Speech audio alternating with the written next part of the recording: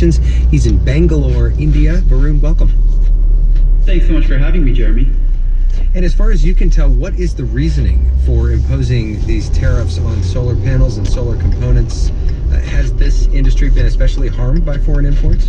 You know, there's the stated reasoning, and then there's what I think is actually going on. The stated reason is that Trump's tariffs are an attempt to wrest back manufacturing from China. And in fact, U.S. manufacturers have been at the hands of cheap Chinese imports. But what's really going on, I think, is that the Trump administration wants to appear tough on trade and tough on China. Because I don't think the Trump administration or any other serious analyst in the space thinks that the United States is going to be able to repatriate manufacturing in solar energy based on these tariffs. These tariffs are neither here nor there.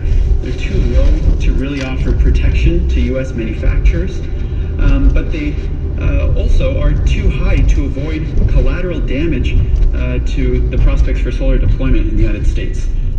What do you think it'll mean for the solar industry in America?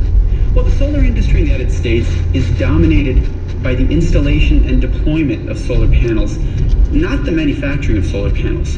So if you look a decade ago, this is when the Chinese government started to subsidize its domestic industry. And as Chinese producers started to produce solar panels at real scale and push U.S. manufacturers out of the market, U.S. manufacturing dropped precipitously. By 2011, the United States manufactured less than 5% of the global total of solar panels, and it's remained that way ever since.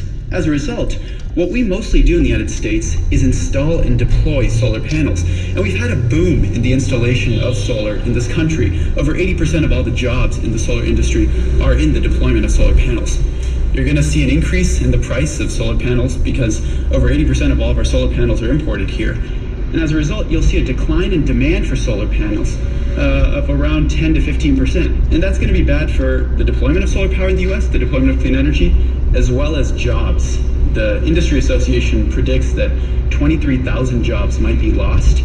And because the U.S. manufacturing industry is so far behind Asian manufacturers, we're probably not going to see very many jobs created in manufacturing because firms are not going to invest in new production facilities given how far behind they are. The economist Diane Swonk is tweeting today, tariffs tend to be inflationary and trigger retaliation. Are you expecting the Chinese to retaliate?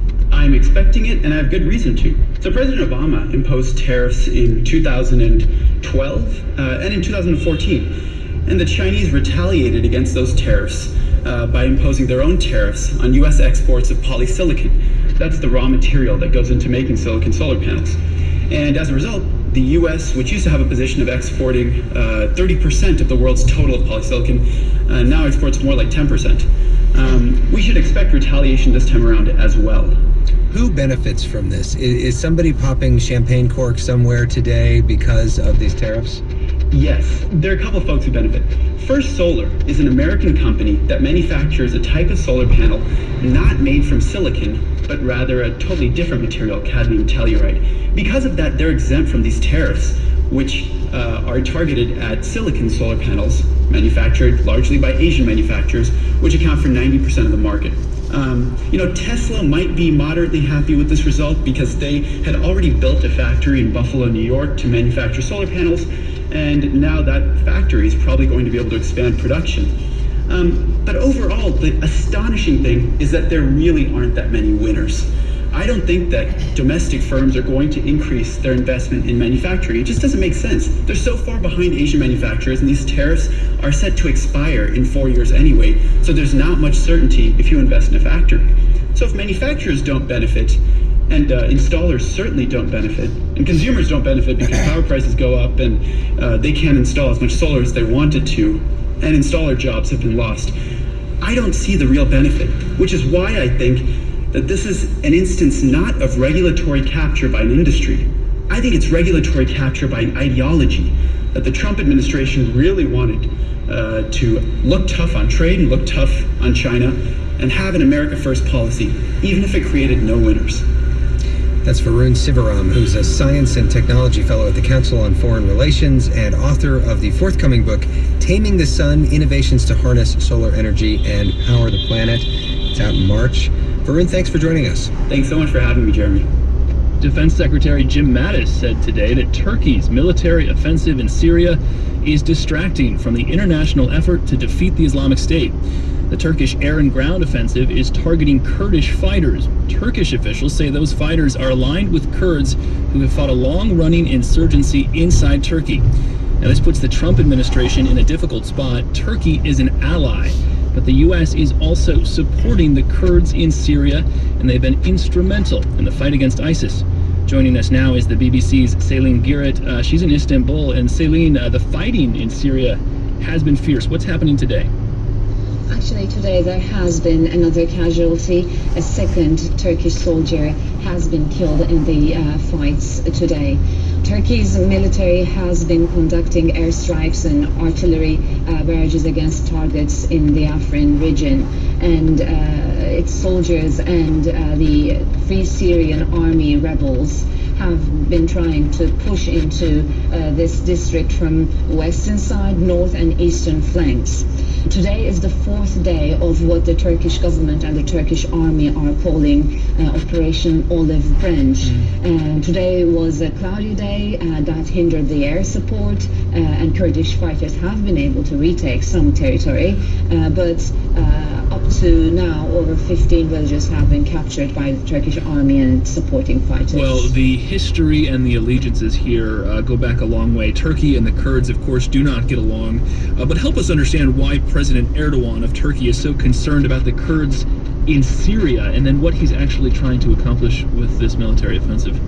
Turkey's primary goal in Syria and with this operation is to end the presence of the Kurdish YPG militias at its borders, which it perceives as a national threat. And the Syrian offshoot of the PKK. PKK has waged a bloody insurgency within Turkish territory for over 3 decades, and it has been recognized by the US and the EU as a terrorist group. So Turkey says YPG is an offshoot of the PKK, and it should be regarded as a terror group, and Turkey sees it as such. Ankara believes that YPG aims to link Afrin, where these current operations are held, with other Kurdish enclaves along the Turkish-Syrian border, such as Kobani and Jazira, and to establish a Kurdish corridor. Turkey says it will not let that happen. Now, of course, all of this is complicated by the fact that the United States government sees the Kurds, at least in some way, as an ally because they're fighting ISIS inside of Syria. What is all of this doing to the U.S.-Turkish relationship? How much more strain can that go through? Well, U.S.-Turkey relations are arguably at a new low, but especially after the U.S. announcement of the plan to establish a border security force on the Turkish-Syrian border to be formed predominantly by the Kurdish YPG forces. Ankara felt an increasing pressure to act, and some in Turkey argue that that announcement of the plan to establish a border security force triggered this Afrin operation. Washington later denied that plan, but Turkey has said that it has lost its trust to the U.S. administration. I spoke to presidential spokesman Ibrahim Kalin yesterday, and he said Ankara expects the U.S. to stop arming and supporting the YPG militias. He said U.S. President Donald Trump had promised Turkey's President Erdogan back in November to do so, and no such step has since been taken, and Turkey wants to see those steps as soon as possible. How much truth is there to this claim by U.S. Defense Secretary Jim Mattis that Turkey's military involvement here in Syria is giving ISIS a new opening? Well, we have to say that the YPG forces are now fighting at another front. So they will be suffering on military terms. However, most people at the moment argue that ISIS has already lost the battle in Syria. Turkey argues that the fight against ISIS and fight against YPG should be held at a similar ground. Ankara says Islamic State group is a threat, but so is PKK and the YPG. Mr. Cullen, presidential spokesman, yesterday said we understand the perception of the Islamic State group as the biggest threat in the international community because they attack them, but PKK and YPG attack us. So both should be treated the same way. Both should be treated as terrorist organizations. That is Ankara's perception. That is what Ankara wants to see. All right, the BBC's Selin Girit in Istanbul. Thank you so much for your time. Thank you very much for having me. And stay with us. It's Here and Now.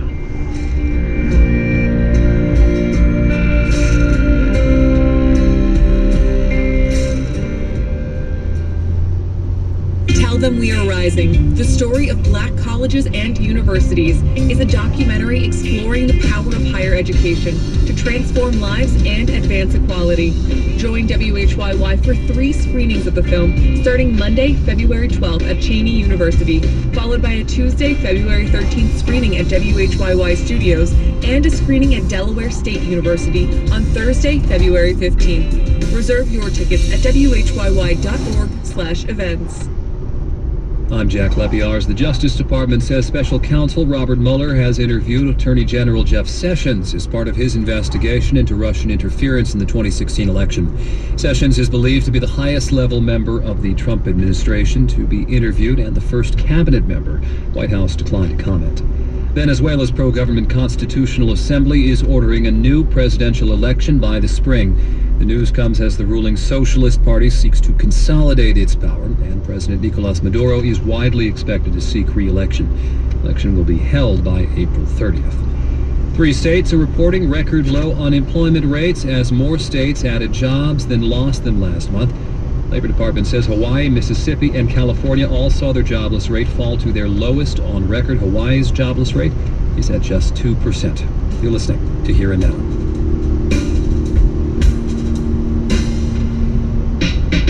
We've heard the Me Too movement loud and clear.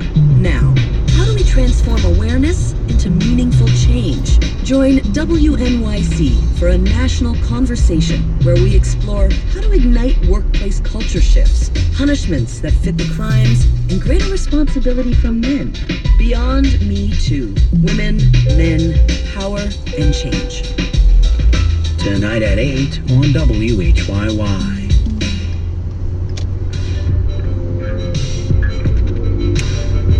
Join Ann Curry for the dramatic reunions of people separated by World War II in the premiere episode of the new series We'll Meet Again, tonight at 8 on WHYY TV. Looks like the thunderstorms are scattered out and away. We're seeing breaks of sun in the clouds. High of 61 expected this afternoon, clearing tonight, a low of 35. It's 57 at 1:20. Funding for Here and Now comes from Linguistica 360 with News in Slow Spanish, News in Slow French, and News in Slow Italian programs. Weekly language learning shows with discussion of current events. More at newsinslow.com. News in Slow, language learning through current events. This is Here and Now. The Shape of Water was the big winner when the Oscar nominations were announced this morning. It got 13 nominations, including Best Picture. It was followed by 3 Billboards Outside Ebbing, Missouri, with 9. That film won at the Golden Globes. And Dunkirk with 7. The Oscars take place March 4th in Hollywood. And joining us now to talk about the nominations is Claudia Puig, president of the LA Film Critics Association. Claudia, welcome back. Thank you. And were you surprised that The Shape of Water was the big winner? I was kind of surprised, yes.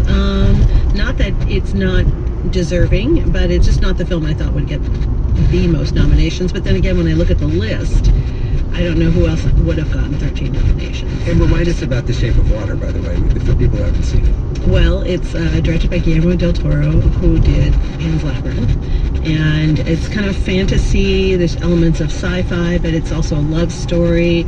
But it's basically a kind of a fish man and a mute woman who fall in love. And there's homophobia in the backdrop, and there's some militaristic fears of the other. So there's a lot going on there, and it's beautiful to watch. It's quite stunning. Other Best Picture nominations include 3 Billboards. Have to enter another country. You can from the most expensive, you can get a forged passport and fly. That's expensive because the documents involved, if they're any good, will cost a lot of money. If you can't afford that, you start to go down the list. Right, okay, so at the bottom of the list, it's 20 people in the back of a truck, and you hope for the best. If you pay a little bit more, you might get a truck to yourself, and therefore your risk of being detected are smaller, so you might be more successful. People dig under fences, jump over fences, run away from police dogs. It's a scramble. There's a remarkable scene of I don't know how many hundreds of refugees trying to jump over a fence in Morocco that would get them onto Spanish territory. Yeah. What was that something that was common? This happens a lot. People live up in the forests. When they get a big group of them, they think, well, let's storm the fence. If 500 of us run on the fence, a few of us are going to get over, and that's what they do. It's a numbers game. Let's talk a little bit about the stuff that I found, absolutely heartwarming about this film. And again, I have an aunt and her family. They were refugees. They came, they were stranded for some time in France, and then eventually they managed to come to the United States. Now they're tax-paying members of the United States. One of them has a PhD, and it goes to there's that statistic that every immigrant to the United States creates 1.2 jobs. So I'm quite proud of my refugee family, and there's a in this beautiful documentary, there's that turns heart-wrenching in the person of Isra, who's in Germany with her family. She's this young, I think was she 11 or 12 years old? Yeah, she's 12. Yeah, and she's speaking fluent German. She's having fun with friends. She's doing like full-scale dance routines to Justin Bieber. She is becoming a German tween, and it's really just such a lovely scene. But then her father has to encounter German nationalist groups who are super, super anti-immigrant, anti-refugee, marching in their town. Can you talk a little bit about what it must be like for those migrants who have resettled, who might not be welcome in their new home? Well, it's going to be very difficult and very frightening across Europe, not just in Germany, but across Europe, including Britain. There is a rise of far-right nationalism, which is gaining legitimate places in politics and in government. It's small, but it's vocal and it's worrying, and people do feel scared. It's the threat of violence, and you've fled a violent home to seek sort of safety in what you thought was a land of human rights and equality, people where they respected humanity, to find that in extreme cases it doesn't exist. What do we the political situation here in the United States, and in various countries in Europe. What do you want people to take from your documentary, given our current political climate? Well, I think there's a in the States and in Europe this climate of fear about the unknown, fear of about what refugees represent, it's very damaging, and it's extremely lazy sort of assumption, and to sort of write off refugees as people that have an ulterior motive. No, these people are just fleeing their countries, and I think what the documentary does, hopefully successfully, it sort of puts a very human face on this issue, and hopefully people will relate to the people that they're watching, the refugees that they're watching. They relate to them and they empathise with them, and by the end of the film they'll be rooting them to succeed. I think that's all I can hope, is that it furthers a bit of understanding and a bit of kindness to the debate. Oh, I cannot agree with you more. Like I said in the open, I do feel like this is required viewing. It was really touching. I'm Nikki Farsad, and I've been speaking with filmmaker James Blumel about his new Frontline documentary, Exodus: The Journey Continues. The film premieres tonight on PBS. Thank you so much, James, for making this film, and thanks so much for joining me on the show. Oh, thank you very much. Thanks a lot. Coming up, Nadine Burke-Harris is the founder and CEO. Sorry, that is not true. Coming up, we're going to be speaking to Gabby Berkner and Rebecca Sofer about their book, Modern Loss.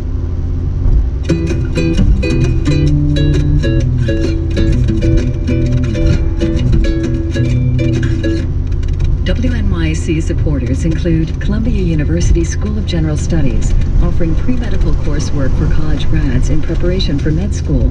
More at gs.columbia.edu/realize/WNYC. The Jewish Museum, Modigliani Unmasked, closing February 4th, presents Amadeo Modigliani's early work exploring identity and portraiture on Museum Mile at 92nd Street. More at thejewishmuseum.org. Health coverage on WNYC is supported by the Robert Wood Johnson Foundation, working with others to build a culture of health, enabling all in America's diverse society to lead healthier lives, now and for generations to come. More at rwjf.org. Do you believe everything you see on social media? Stick with the names you trust. This is Morning Edition from NPR News. I'm Rachel Martin in Washington, D.C. And I'm David Green. Nancy Solomon, WNYC News. NPR News, Tokyo. Andrea Bernstein, WNYC News. Danny Gopal, WNYC News. Carrie Johnson, NPR News, Washington. Julia Merritz, WNYC News. Cindy Rodriguez, WNYC News. Listen to Morning Edition every day on WNYC.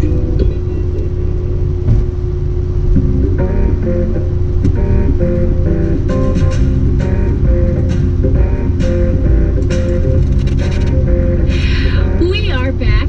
I am your host, Nikki Farsad, here at midday. And we're going to keep things light by talking about death.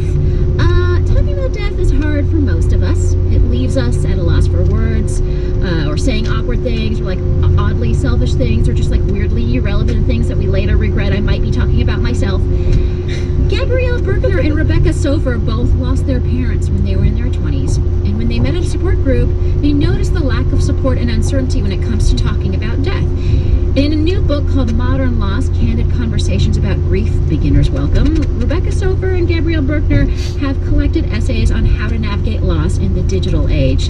It was published by Harper Wave, and I'm so very pleased it has brought them into our studio and in front of my face, you guys. Hello. Hello. We love you. And I love you. Before we go any further, I feel like I have to tell listeners out there that this ain't your grandmother's book about grief, because it has the sad stuff that you might expect, but it also has the funny stuff that we don't necessarily recognize when it comes to grief. So while loss is a total downer, this might not actually be the most downer segment on public radio. Can you just start out by telling me how you guys met, how this all came about?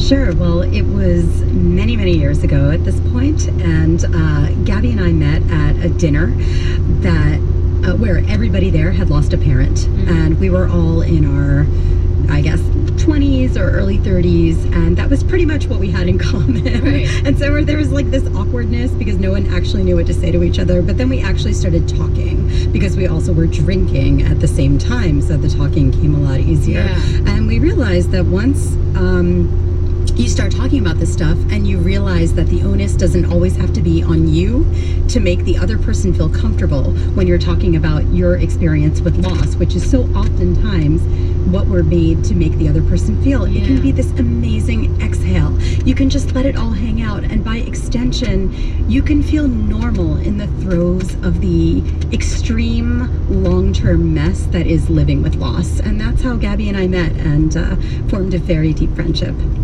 Is it like, what is the status of talking about death in the United States? Like, why is it such a taboo, awkward subject? I think that personally, we don't like talking about death in general. That is not a newsflash here. This culture, Western culture, does not do a very good job of it. We don't like to be reminded that we're not always going to be above ground. And by extension, I think that we don't like talking about grief and loss because, of course, we don't like talking about death because we don't want to be reminded we're going to die. But we don't like talking about loss because we don't want to think about what it might be like to have to be above ground without someone we love so much. We don't want to allow our minds to go into that lonely state, that isolated state, that real disaster zone that is not knowing how you're going to move through the rest of your days without someone who was really important to you. And so I think it's because of that, quite simply, that we don't feel comfortable talking about it. And sometimes we think it's contagious. Yeah, go ahead. Oh, no, also I wanted to say it's really hard to know what to say to someone when they've lost someone. And we hear a lot of dismissive or what sounds like thoughtless things said to us in the aftermath of losing someone we love. And give me an example. Just so the people know, do not repeat these things. Right, don't repeat these things. And we actually have a whole cartoon on what not to say and what in place of that, what to say. But I think anything that places the blame at the feet of the person who died, like their lifestyle or their choices, anything that makes grief seem like something that you're going to find closure over, or you're going to get over, or that lasts 6 months or a year, or some kind of set amount of time, those can feel particularly hurtful.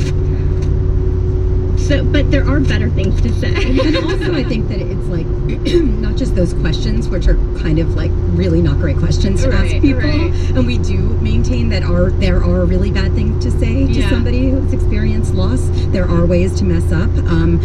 It's also assuring someone that you know exactly what they're going through, because say you lost your dog and that was a really hard loss for you, and that's a really valid loss. But I don't think that really makes you somebody who understands what it's like to lose that person's mother or friend or parent or maybe their dog. Anything that where you're assuring someone you know what they're going through. The truth of the matter is you actually don't. I don't know what Gabby went through even, because I'm not in her, her emotional state. I didn't know her dad and her stepmom. She didn't know my parents. So neither one of us even knows exactly what the other went through. So what we always recommend is ask questions and ask the right questions, and they're actually not hard to ask. And if you're really at a loss, just listen. Just tell them you're willing to get into that space with them and be uncomfortable. It's interesting. Like I found there's some people very close to me have experienced loss, and that I end up sort of being the friend they call because they don't want to talk about it at all.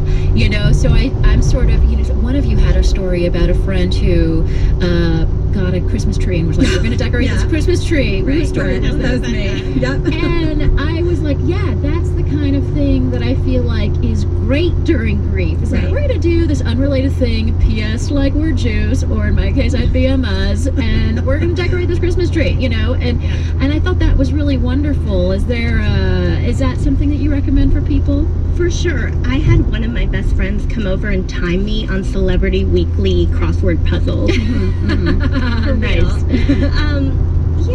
I think that sometimes you really want to go there and you feel like you need to go there, and sometimes not. And I think it's important to listen to that and to like ease up and move forward as you feel, as it feels right to you in that moment. There was an article that just came out yesterday. I don't even know. My brain is melted because I have a baby at home. So I know there was an article that came out yesterday or today, and it was about how you know which friends to go to for different things in your life. Right. I think the same is true with loss. You know who to go to, who's going to distract you. Like who's going to buy you the Christmas tree, even if you choose, just so you are entertained for the night. Who's going to have you do the crossword puzzle? Who's really going to listen to you? Who's going to listen to your nightmares that you're having without making you feel like something is terribly wrong with you?